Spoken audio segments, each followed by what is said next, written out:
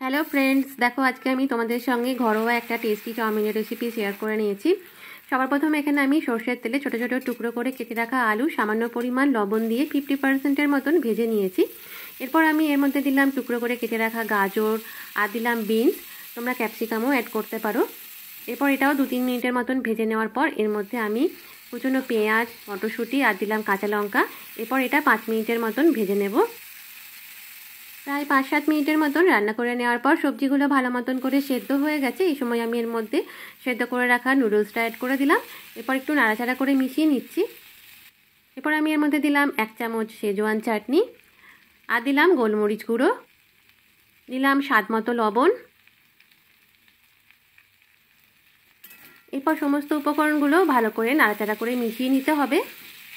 এরপর মিডিয়াম ফ্লেমে 5 মিনিটের মতন একটু রান্না করে নিতে হবে। প্রায় 5 মিনিটের মতন রান্না করে নিয়েছি। চাউমিন পরিবেশনের জন্য একদম তৈরি। দেখতে যেমন সুন্দর হয়েছে, খেতেও ভীষণ টেস্টি লাগে। অবশ্যই একবার ট্রাই করে দেখো। আমি ওপর থেকে একটু পেঁয়াজ আর শসা কুচি ছড়িয়ে দিলাম। আজকের মতন টাটা। ভিডিওটি দেখার জন্য ধন্যবাদ।